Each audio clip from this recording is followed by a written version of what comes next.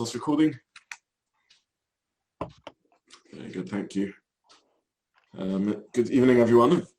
So I would really like to try and finish today the little sugya of Gozez Tolesh, and try and do three things. One is a little interesting addition to the issue of whether Gozez applies la'achamisa, which we discussed last year.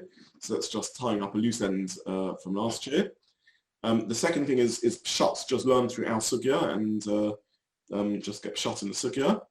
And the third thing is I had hoped to be able to avoid the sugya in Bechoros, but came to realize that it's probably too essential to avoid, and therefore to learn a little bit the sugya there in Bechoros and discuss some of the implications of that sugya. But first of all, just discussing the issue of whether, just finishing off the topic of whether Gozez applies la'achamisa. Now, originally when I started this sugya, I thought it was a minor detail whether Gozez does or doesn't apply la'achamisa. I mean, obviously it has massive practical halachic ramifications, but in terms of the lomdus, I didn't realize how significant it was.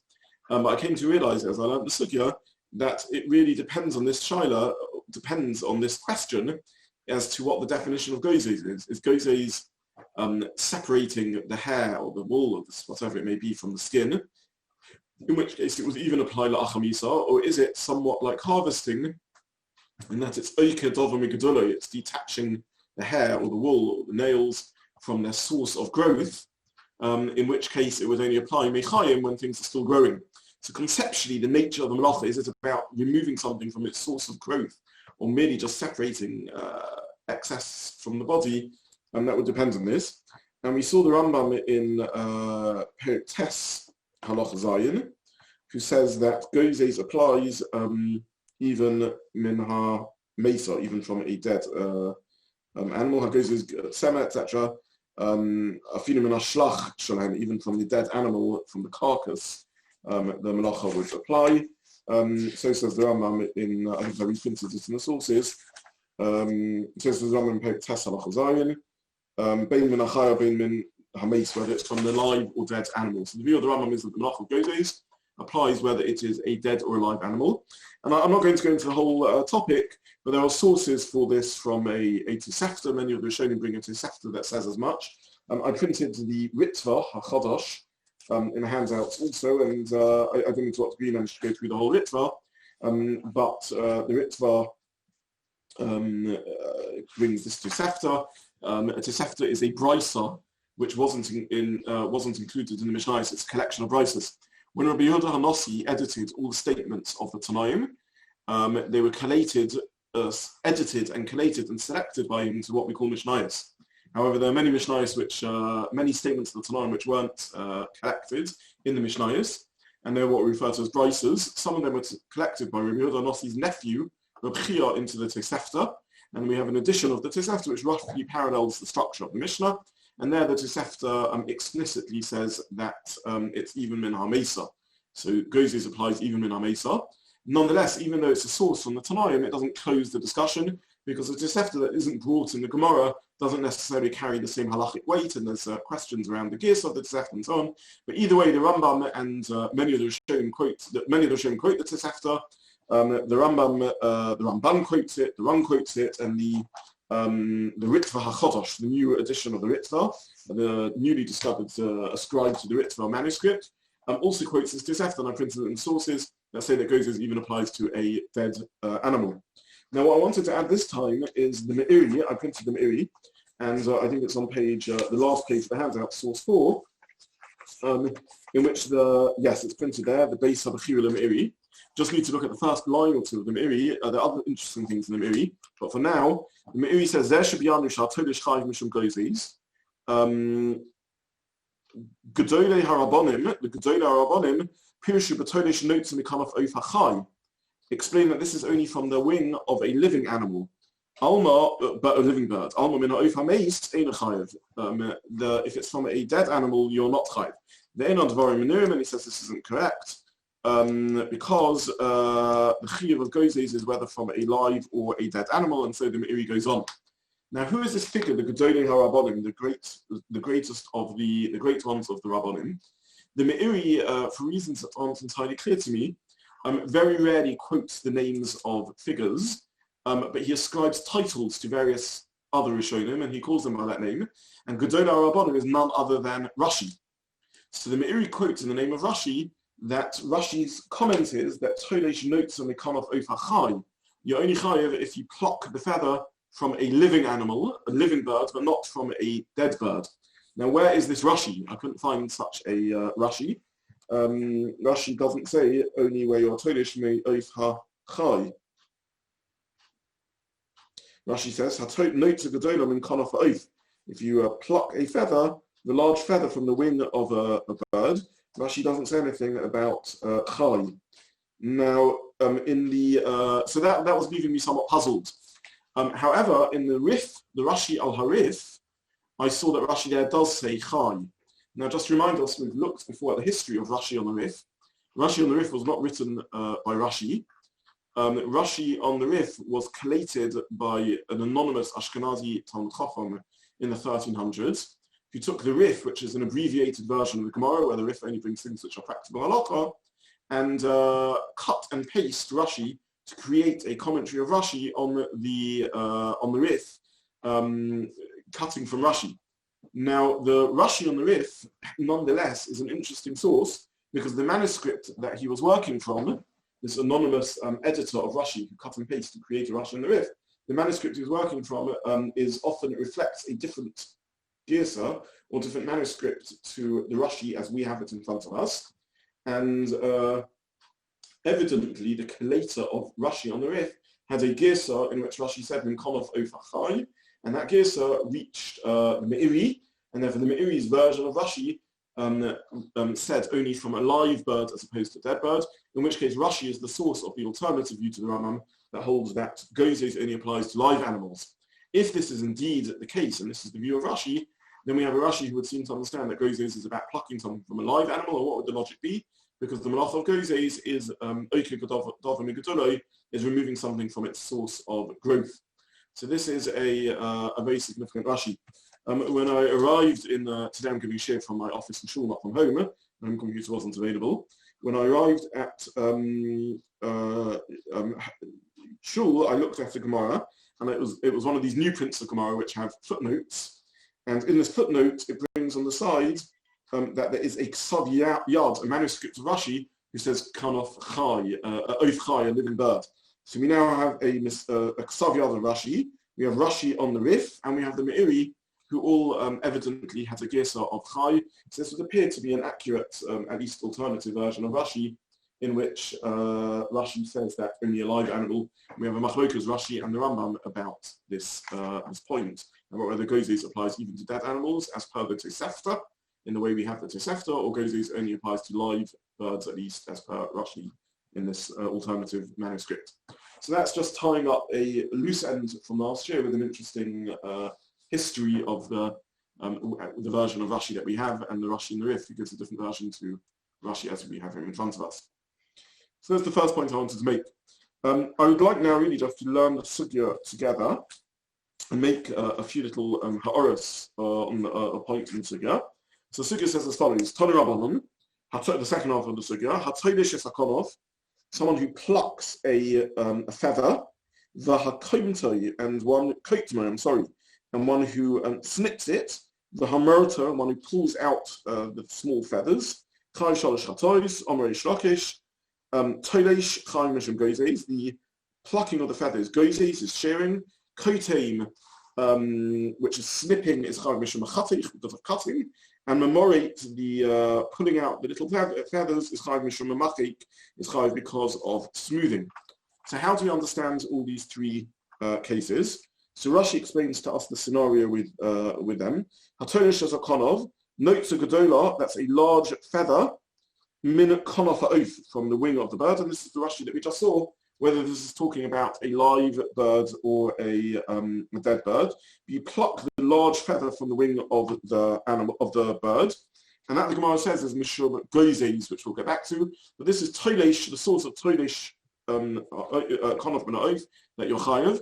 We will get back to this again. We've seen this previously, that even though if you pluck, i.e. pull or tug hairs out from an animal, it seemingly isn't Gozez. We'll see this later.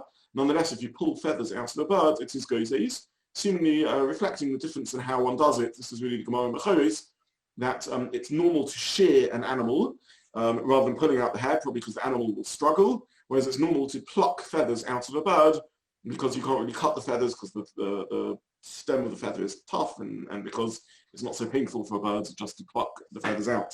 So you pluck feathers, and therefore that's the way to do tolesh, as opposed to cutting hair, which is the way to do Gozez.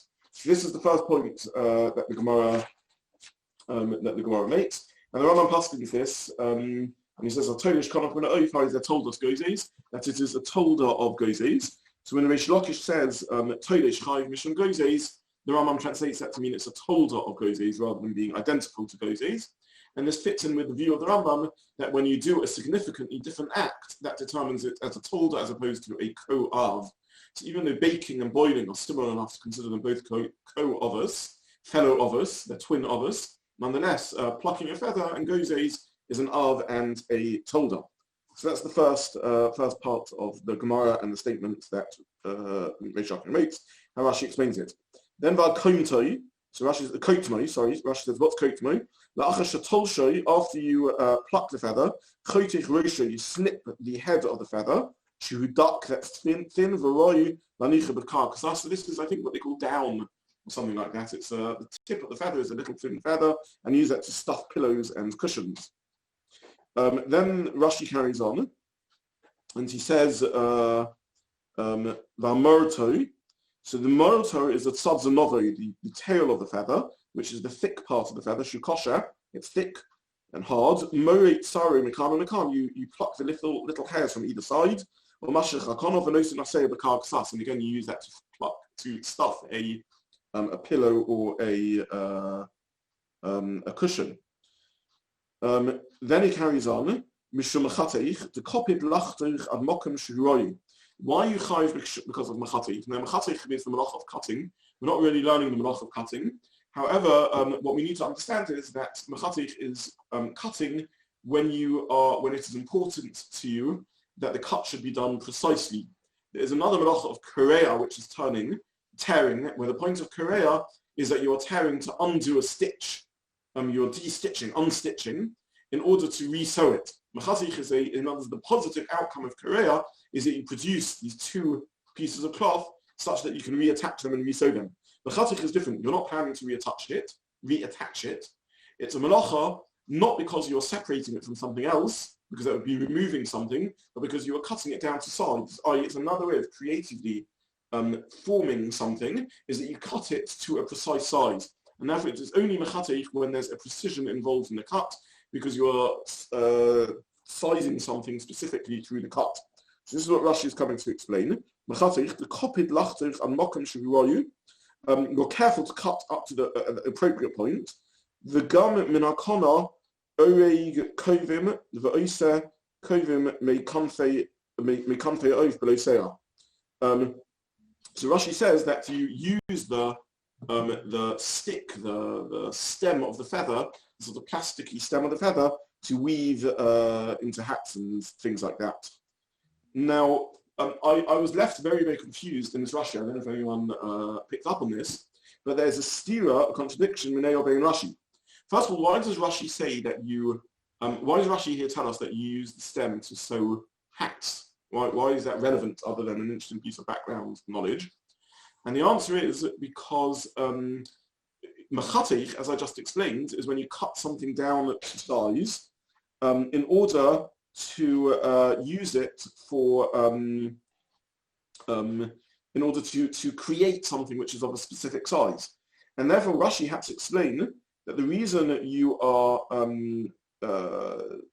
cutting the feather over here is because you want to use the stem for something. You want to use it to make a hat out of it. If you were only cutting it down in order to remove it and discard it, then this would be a melacha shem tzricha l'gufa, a melacha where you're not doing it for any positive intention because you have nothing positive that you want to do with it. So that's why Rashi explains that you're using the stems. The whole point of Mechatich is where you're cutting it precisely down to size, not because you want the cut-off, the off-cut, but because you want to create an object which is of the right size. Now, this is all well and good, except in the previous Rashi says you're mashlich the kona, you discard the kona, the stem, the quill part of the feather, and the reason you're doing this is in order to put the hair into a pillow, to use it as a stuffing for a pillow. So we have a stira, a contradiction in Rashi. When Rashi explains what morit is, which is pulling out the thin threads, he said you discard the stem. And when Rashi explains why there's mechatich over here in kotem, which is snipping the tip of the feather, Rashi says that you want to use the stem for something to make a weave hat. Now, when I was going through this ritva, and this is the second part of the ritva that I printed on the source sheet, I was interested to see, in fact, if everyone has the ritva in front of us, we can just learn this little bit of ritva together. The ritva really makes both these points. So if you look in the ritva, which I printed on page 2 in the handout, the second page of the handout, there's 3 paragraphs in the ritva. I'm now looking at the bottom paragraph in the ritva, at the bottom of the second page of the handout. Kotim chayiv mishum mechatich, mamarit chayiv mishum mamachik. So he says, Perish Rashi, koitmoi, the kotim is snipping, shechotich menu rosh hadak. You cut off snip off the top of the feather. Losses become kasosis, to put it in pillows. That is indeed what Rashi says by us. Mamarit, says Rashi, shemortu mikana mikam min or mashlich es ha-kone, you discard the kone. So Rashi on mamarit, which is pulling out the thin threads, says that you discard the stem. And indeed, this is what Rashi says in our Rashi. Morto the tzata zonov, umashlich ha-kone, you discard the kone, you discard the quill. After the ritva, v'lo nehira, this can't be the case. The imkain shehu mashlech ha-kone. If indeed this is the practice that you discard the kone, shehu memachik boy, which is where the melachot of memachik occurred. Heyoch yechai mishum memachik. V'lo oinu sorach memachik klol. You don't need the memachik at all. Or melacha shein tzrich legufa, and it's a melacha shein tzrich legufa. So it's not clear if the ritva just means the question is melacha shein tzrich legufa, or maybe even more strongly than that it's worse than melacha shein tzrich legufa. The whole melacha of memachik is that you need that you're cutting it down to a precise size because of the effect you want to do in the object that you're forming. And over here, you have no interest in the object at all because you're going to throw away the kone. But that's the Ritva is not commenting on cutting. The Ritva is commenting on smoothing. The Ritva is saying that smoothing is a melacha she'ein tzrich legufa. I'm sorry, you're correct. My mistake. He's commenting on the machik. I'm sorry, and he's saying that the machik is melacha she'ein tzrich legufa. You're correct. In which case, you're not interested in an object that you're smoothing. You're removing the hair to smooth rather than wanting that. It's because you want the hair, not because you want the kona. I'm sorry, I stand corrected. That's correct. So in terms of the stira of Rashi, it could actually be that regards cutting is considered a melacha she'ein tzrich legufa because you need to cut exactly the bit that you want because it's only that bit which is soft. So Rashi could be okay in what he said on the cutting bit, and when he came to the smoothing bit, it was then he had to say it as a melachot she'ein tzrich legufa. That is correct, but it doesn't answer the stira. Do you discard the kone or not? What's the practice of what you're doing? Do you discard it or not? Because the Gemara seems to be talking about one case, and the question is, do you do it for because you want the kone or don't you want the kone? And as it could have mean that you just put it to one side in mashlich. I saw the stira, but I thought maybe mashlich made you sort of put it to one side. Yeah. So the ritva, I think that's a good answer in Rashi. So the ritva, Vanochen, he carries on, Kaperish Achesh Perish Rashi, like the other explanation of Rashi, Kimina Kona Osin Koven below side commotion Ogun Mixas Makonis, that you from the Kona you make these hats. So the Ritva seems to learn that these are 2 alternative explanations of Rashi, and therefore is left with the difficulty that in the first explanation of Rashi that you discard it, why would you be chayav? And you're always right, the Ritva is talking about the melachot of memachik, but nonetheless the question remains, which is surely there's a melacha she'ein tzrich legufa because you're smoothing it down. You could avoid this issue in Rashi and learn that mashlich doesn't mean you discard it or throw it away. Memachik means you put it to the side, and then Rashi is consistent, and then this was a view melacha shesricha l'gufa. I simply point this out because it's a confusing language of Rashi, which seeing Ritva alone was difficult how the two go together. And I think the only answer is that we've mistranslated Rashi. It's an unusual use of the word mashlich, and mashlich doesn't mean discard over here, but rather it means put aside. So this is the first I wanted to say on Rashi. Is there anything to be said for? I was thinking that perhaps it could be something to the fact that when you're snipping the rosh, it's only for. He seems a bit forced to say that you're makpid about the length of the rosh because that seems not that plausible, right? You don't really care that much whether it's, I don't know, 5 millimeters or 6 millimeters. And then, but when with a hat, you've got this machatich. You could say, oh well, a hat. I've got to be quite precise about the size of the kana, and therefore machatich. I don't think it would stop. Still. The point seems to be true with both melachos. I don't know how to address ADI's point that the Ritva picks up on the memachik aspect, and Rashi seems to be bothered by the mechatik aspect. But in Lomdus, it seems to me both are the same. That for both of them, we have this issue that if you're going to discard the quill, then both melachos would be ein tzricha l'gufa, and in neither melacha are you interested in outcome. So why the Ritva picks up on memachik and Rashi seems to be talking about mechatik, I don't know. But I'm not sure in the Lomdus there's a difference. In other words, ADI's intervention was important because I was misquoting the Ritva.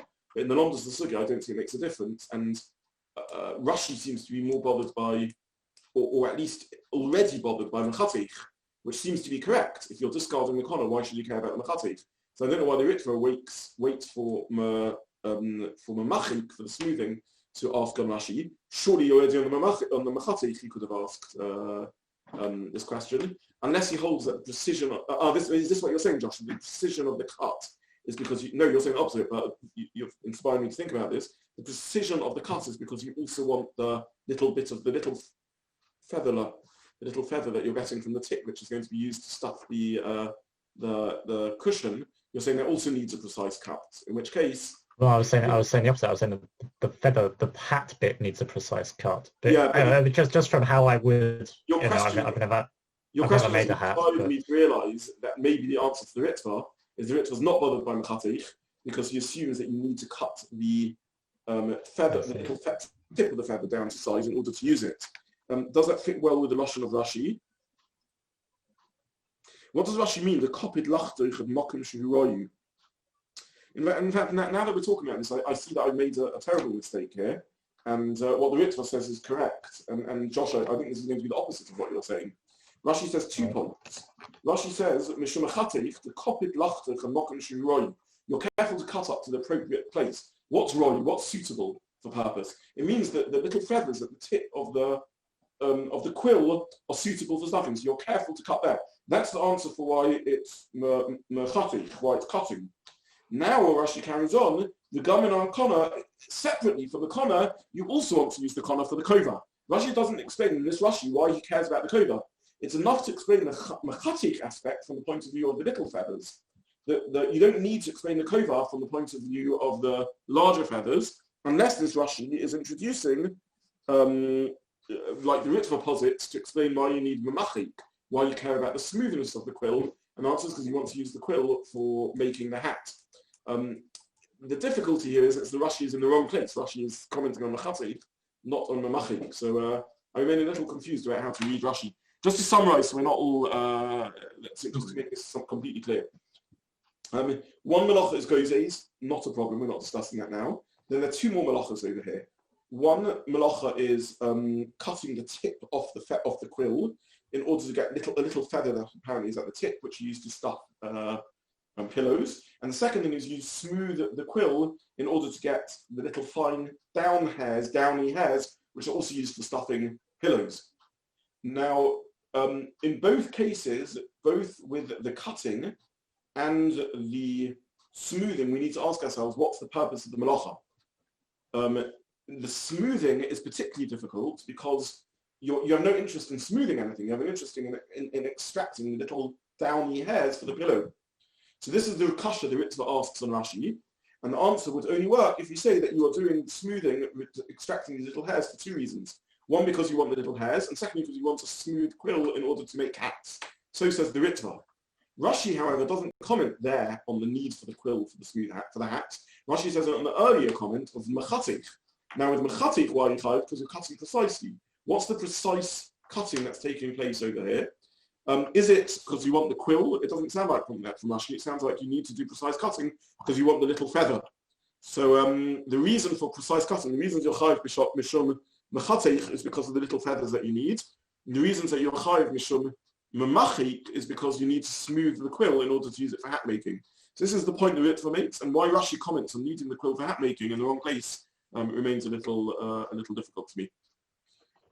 So thank you for the various Eliyahu and Josh for the various comments. I'm not quite sure what to make of it all, but that seems to be an accurate reading of the Ritva. So thank you for that. Okay, so this is really just a good reading of the sugya. I